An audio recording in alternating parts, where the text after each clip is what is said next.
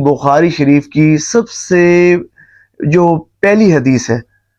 بخاری شریف کتاب اللہ کے بعد سب سے معتبر اور سب سے اصح کتاب ہے،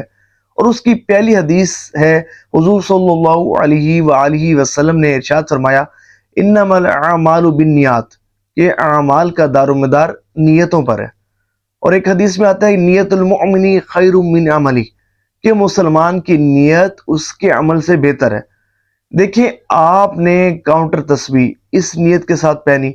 کہ ظاہر ہے کہ کاؤنٹر تسبیح میری انگلی میں موجود رہے گی تو میرا درود پاک بہت زیادہ پڑھا جائے گا،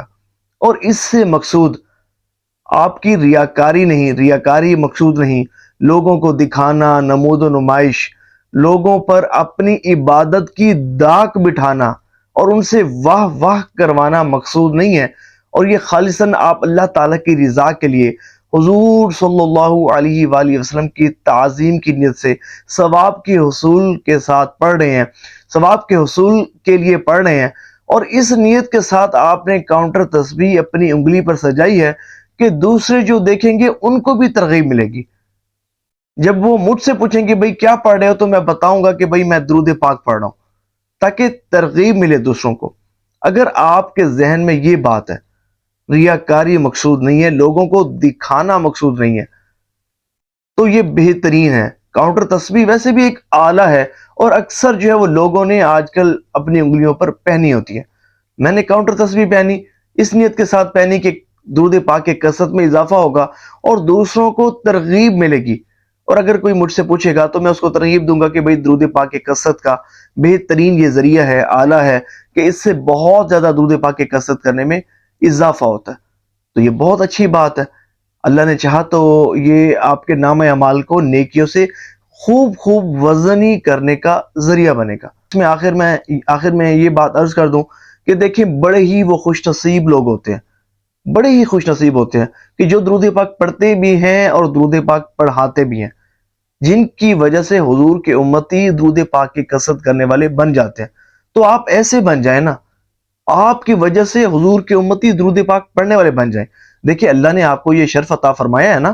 کہ آپ اتنا زیادہ درود پاک پڑھتے ہیں، ہزاروں کی تعداد میں درود پاک پڑھتے ہیں، لاکھوں لاکھ درود پاک پڑھ چکے۔ کیا یہ اچھا ہو، دوسروں کو بھی ترغیب دیں، ان کو بھی اس مبارک راہ پر چلائیں۔ اللہ نے چاہا جتنے بھی عاشقان رسول آپ کی ترغیب پر درود پاک کی کثرت کریں گے، کرتے رہیں گے، آپ کا نام اعمال نیکیوں سے وزنی ہوتا رہے گا۔ اور اس مقصد کے حصول کے لیے ہمارا الحمدللہ درود پاک کا ایک پوسٹر بھی ہے جو پاکستان بھر میں فی سبیل اللہ بھجوایا جاتا ہے۔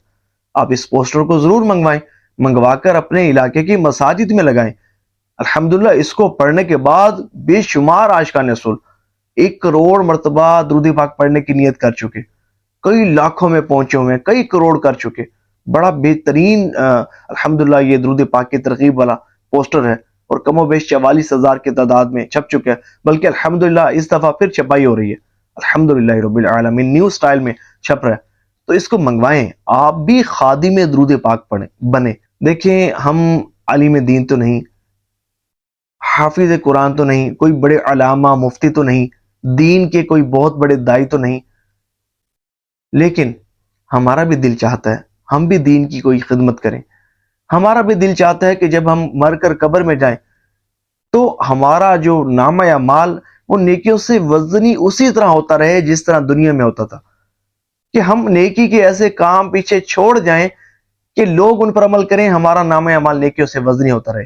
تو اس کا بہترین ذریعہ یہ درود پاک کا پوسٹر ہے، آپ اس کو منگوائیں، فی سبیل اللہ، ملتان سے پورے پاکستان بھجوائے جاتے ہیں، صرف ڈاک خرچ جو ہے وہ آپ کو دینا ہوگا، اور اس نیت کا اظہار بھی کرنا ہوگا کہ آپ خود جا کر ٹیپ کے ساتھ یا اپنی ذمہ داری کے ساتھ اس پوسٹر کو مساجد میں لگائیں گے، اور اس کو لگانے کے بعد پکچر بھی جو ہے وہ واٹس ایپ کریں گے۔